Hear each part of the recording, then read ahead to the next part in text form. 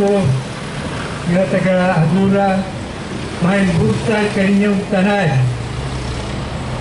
Aniya kami harong pagsangyaw sa mayang balita may tungod sa paghari sa Diyos, Jesus Christ of Nazareth.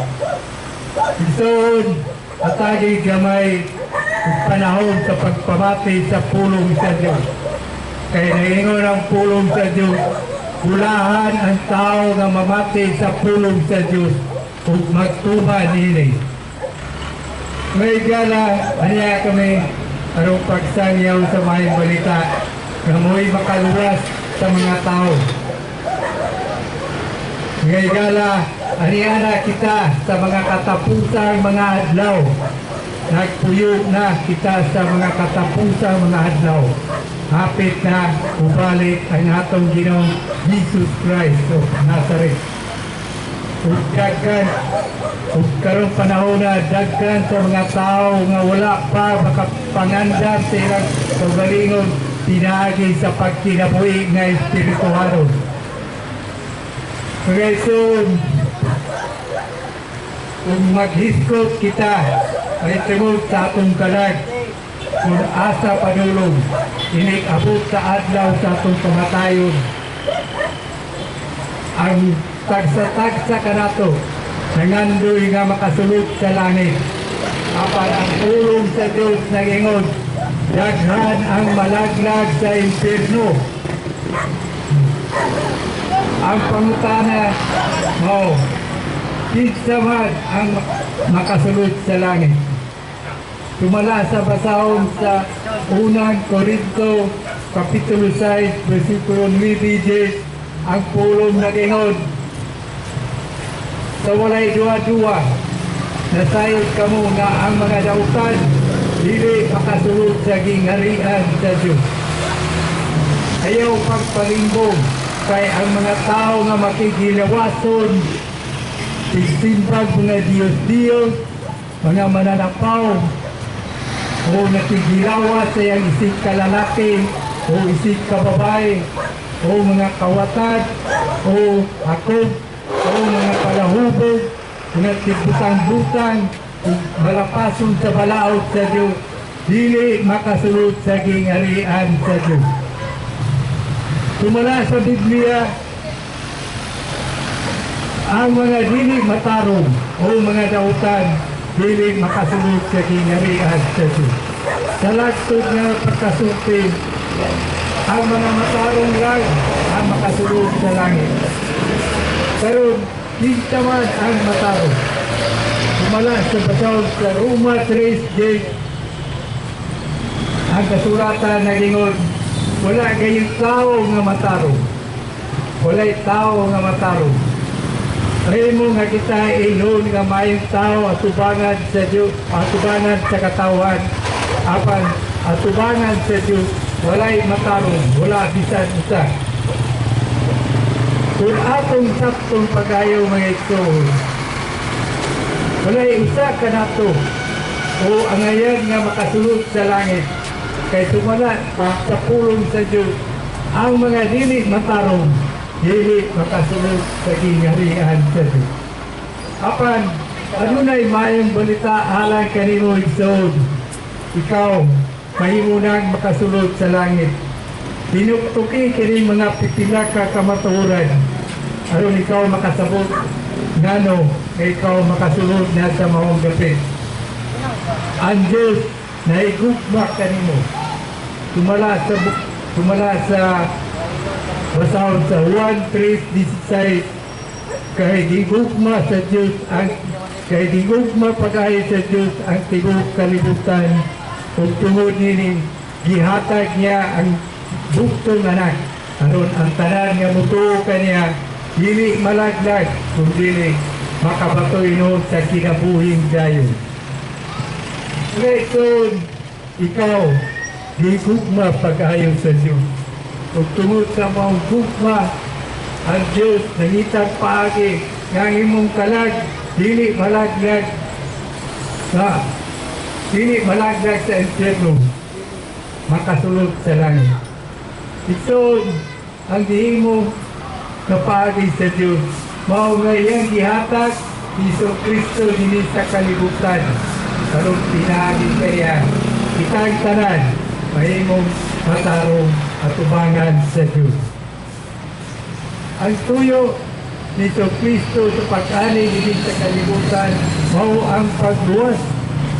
Sumala sa basahon sa Lucas 19:20 ang pulong nagingod kay niyanhi ang anak sa tao aron sa pagpangita o pagbuwas sa nawala. So, ang katuyuan ni Jesus pag-anis kalibutan, mao nga kita yang luwason gikan sa atong mga sala. Dinagi paghalat niya siya kukulinong kinabuhi dito sa cross sa Golgotha. Nagpakamatay siya alang sa atong mga sala. Jesus gilangsang sa cross aron pagbukat o pagtubos sa mga sala. Sumala sa basahon sa unang Pedro Kapitulo 2, versikulo 24, dito sa krus, gidala ni Kristo, diyan siyang lawas ang tanatang sala, aron dili na kita magpakasala, kundi magkinabuhi na kita nga mataro. Unang Juan Kapitulo 1, versikulo 7, apang kung nagtuyo kita sa kahayag, ingon nga ang Diyos anaa sa kahayag, magkayusa kita kung ang dugo ni Kristo maghugas sa tanan atong kasalanan. Ngayon, mo kini ang bitay sa may balita nga si Kristo nanaog gikan sa langit o niyani ini sa kalibutan aron pagluwas kanato gikan sa atong mga sala. Kaya ang mga katawhan din sa kalibutan na inanuman sa kahong sa sala. Naulipod kita sa sala. Ang atong kahintang sa tubangan sa Diyos kung saan ka makasutanan. Isa, nahilayo kita sa imaya sa Diyos. Ang Diyos, dili mo tataw ka nato kay hugaw man kita. Hugaw. Ang sala, hugaw. Walay tao nga makasulod sa gingarian sa Diyos kung ang imong kasing-kasing tunog sa mga sala. Kaysa paningkamot kamo na makasulod sa langit. Paningkamot kamo. Kaya aniana kita sa mga katapusang mga adlaw. Apit na mubalik ang Ginoo. Ug ang kalibutan usab mahanaw. Ano ay pulong sa Diyos? Naingon ang pulong sa Diyos sa Kaduang Pedro, versikulo 7. Sinagi usap sa pulong sa Diyos ang kalangitan ug ang yuta nga atong nakita karon. Gitagana aron laglagon pinaagi sa kalayo. Bot pasabot mga igsoon ang kalibutan sunugod. Sunugod ang kalibutan. Giandam niya kini alang sa adlaw nga ang mga dautan ukman ug laglagon. Mga igsoon ang putana kinsa man kini mga dautan nga buot ug hukman ug laglagon sa Dios. Mo kini mga tao nga wala motuo sa motuod ug buhi nga Dios. Mga tao nga kanunay magpasala. Mga tao nga makigilawa sa iyang isig kalalaki, makigilawa sa iyang isig kababae, mga tao nga mananapaw, mga tao nga hapok, mga kawatad, mga tao nga tigbutang-butang sa iyang isig katao, mga tao nga magupog sa iyang isig katao. Hukarin sila ang hukman o lagnagon sa Diyos. Na hapit na ang panahon mga igsoon, hapit na ang iyang pagbalik. Kaya sa iyang ikaduhang pagbalik, mao ang paghupog sa tibok kalibutan. Hukman kita niya, sumala sa atong mga binuhatan. Igsoon, may gayon pa sa bangi inyong kagalingon. Balik ka mo nato sa Diyos upang paubos ka niya. Paghinusol, ug biya na pagpakasala. Diya dapat pakasala upang kinabuhi ng mga tarong. Karon ikaw, makapatulog sa luwasan, inaagil kang Isang Kristo. Kaya si Jesus Christ, o ang niyagi sa kalibutan, karong pagluwas ka nato, ikan sa ato mga sala. Salamat kayo mga ison sa panahon sa inyong paminaw sa mensahe sa Diyos o ginaotang ang pulong Ginoo kahatag kayo pamalandong karong panahon na kung mag-agrat kayo na ubalik na ito sa Diyos kung magpaubos ka mo kanya kung sa isa yan walad kung pag-ampo ng kinasingkasing na ang inyong kalag waso niya karon. Daghang may salamat mga kaitunan sa inyong pagpabinaw o ginaamtang ang grasya sa Diyos mag-uban kayo. Salamat.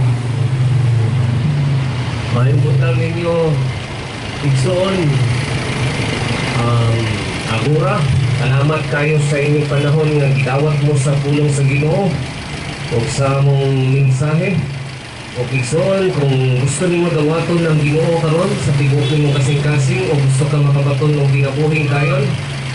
Igsoon ang habang ko ikaw nga imo nga brihan ang imo kasing-kasing o ino na lang kining mga pagampo sunda lang kini nga tingnan sa tibok nimo kasing-kasing nga dawaton nimo siya. Ginoo Jesus Christ, gusto ko maluwas Ginoo, gusto ko makailan nimo. Busa Ginoo, dawaton ta ka sa tibok ng kasing-kasing, sa tibok na hunahuna o sa tibok ng Espiritu. Walilain na Diyos Lord, ikaw lamang na si Jesus Christ of the ikaw ang Diyos ni Abraham, Isaac, ug Jacob. Luwas ako Ginoo, gusto ko makailan nimo busa pailha mo Lord pinaagi sa imong mga pulong. Salamat kay Ginoo sa grasya nga akong gitawat karon. Ginoo, pasaylo ako sa ako mga sala o isulat ako ngalan sa libro sa kinabuhi. Amen. Maibutan sa inyong tanan, agura, kalingkyo kaayo sa inyong pagdawat sa mensahe. Naming ipanghatag ng mga cards. Wala gid na bayad dito, libre lang na. Amo nang gihatag sa inyo kay naami address diya sa among church. Pwede mo mo-visit anak ko sa YouTube na mo. Nami YouTube diha sa Yahweh Ministry 101. Pwede mo mo tanaw na hay mga praise and worship diha, mga sayaw, mga Bible study. O diha mga igsoon makapatubo mo sa Ginoo. Kinakaton ta nga mapadayon ta sa pagpangalagad sa Ginoo. O daghang salamat. Glory to God. Amen.